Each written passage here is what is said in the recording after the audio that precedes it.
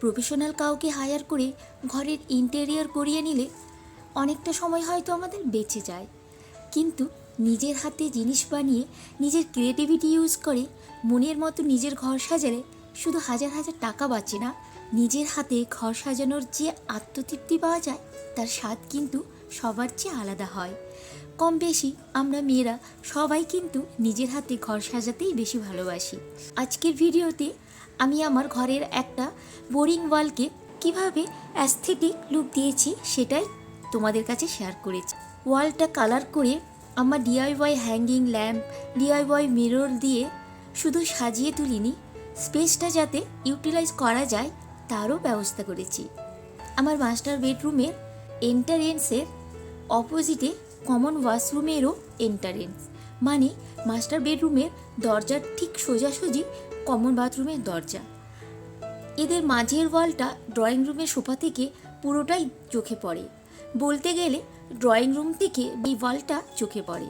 আর এই বারবার চোখে পড়া ওয়ালটারই আমি মেকওভার করেছি। নমস্কার বন্ধুরা, আয়ুষিস ডিআইওয়াই কর্নারে তোমাদের সবাইকে স্বাগত। আশা করছি তোমরা সবাই ভালো আছো, আমিও ভালো আছি। তো চলো এবার কাজে লেগে পড়ি। প্রথমে আমি ওয়ালটা কালার করে নিচ্ছি। এই কালারটা আমি হোয়াইট আর অফ হোয়াইট কালার মিক্স করে করেছি। উঁচু কোনো টেবিল বা সিঁড়ি আমার নেই, তাই আমি রোলারের পেছনে একটা পর্দা হ্যাং করার পাইপ দিয়ে লম্বা করে নিয়ে এভাবে কালার করছি। আমি অনেক স্পিডে দেখিয়েছি, কিন্তু এটা করতে আমার অনেকটাই সময় লেগেছে। এবারে দেখো আমি মিডিলে আলাদা কালার করব, তাই মাস্কিং টেপ লাগিয়ে নেব।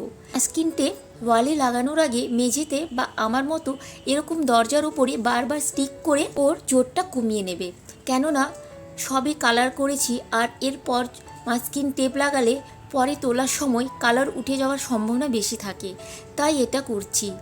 মিডিলে যে কালারটা করব তার জন্য আমি শুধু স্টেনার কিনে এনেছি। হোয়াইট কালারের সাথে আমি স্টেনারটা একটু একটু মিক্স করে আমি যে কালারটা চাইছি সেটা আনার চেষ্টা করছি, কিন্তু আমি কালারটা একটু ডিপ করে ফেলেছিলাম, তার জন্য আমাকে বারবার কালার করতে হয়। আমি অনেক ভুল করেছি এখানে। প্রথমে আমাকে লাইট কালার থেকে ডিপে যেতে হতো, আমি বুঝতে না পেরে প্রথমেই ডিপ কালার করে নিয়েছি। এর জন্য আমাকে বেশ কয়েকবার আবার কালার করতে হয়, আর এত কোট করার ফলে আমি যে এক্স্যাক্টলি কালারটা চেয়েছিলাম ওটা আনতে পারিনি। তবে যেটা শেষে দাঁড়িয়েছে ওটাও খারাপ না। এখানে আরেকটা ভুল হয়েছে, আমাকে প্রথমে পেপার দিয়ে নিচের দিকটা পুরো নিতে হতো, কেননা আমি প্রথমে যখন কালার করছিলাম তখন নিচের দিকে সাদা রঙে গ্রিন কালারের সব ছিটে লেগে গিয়েছিল। পরে আমাকে আবার অনেকবার কালার করে করে ওই স্টেনগুলো মিলিয়ে দিতে হয়।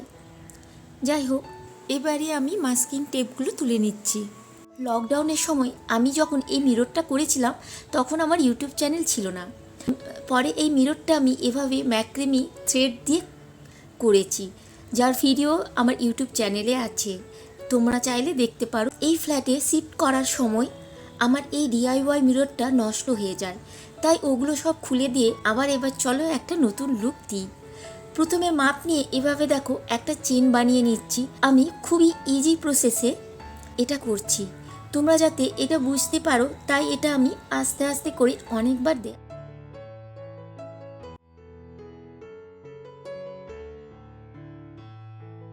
আর এই গরমের মধ্যে সিএসসি লাইনের কি হয়েছে জানি না, এসি চলছে কিন্তু এসি ঠান্ডা হচ্ছে না। শুধু আমাদের না, অনেকেই এই প্রবলেমটা ফেস করছেন, তো জানি না এটা কবে ঠিক হবে। আমি কোনো কঠিন নট দিয়ে এই মিররটা বানাইনি। দেখো টার্সেল তৈরি করার মতো আমি একই মাপ নিয়ে থ্রেডগুলো কেটে নিচ্ছি, তারপরে গ্লুগান দিয়ে স্টিক করে নিচ্ছি। পুরোটা স্টিক হয়ে গেলে আমার তৈরি করা চেনটা এভাবে চারপাশে রাউন্ড করে আমি স্টিক করে নিচ্ছি।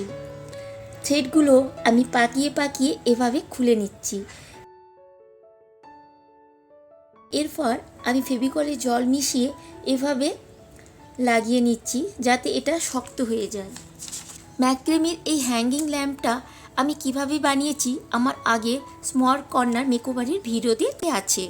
এটাকে ওই তারের মধ্যে হ্যাং করার জন্য আমি এটা করছি।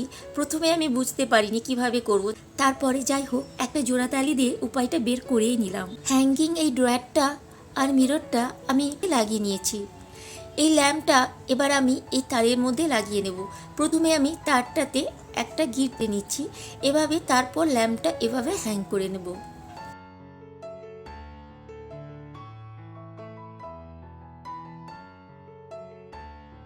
ওয়ার্ম কালার করার জন্য আমি এই বাল্বটাতে ইয়েলো কালার করে নিচ্ছি।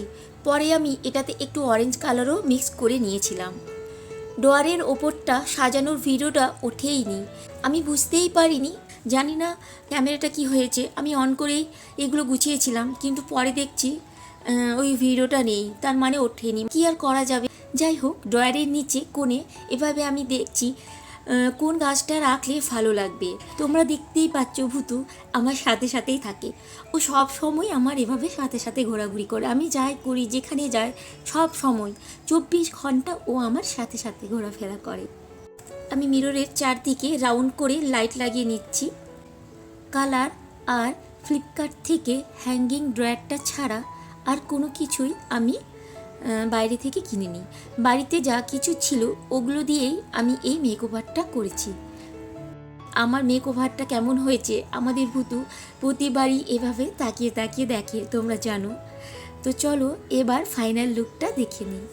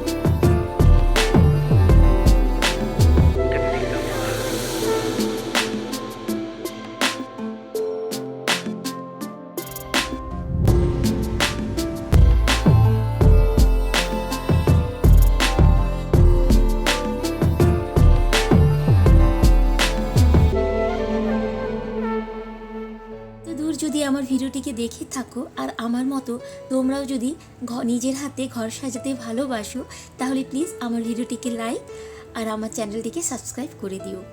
এখানে আমি বিভিন্ন রকমের মেকওভারের ভিডিও শেয়ার করে থাকি।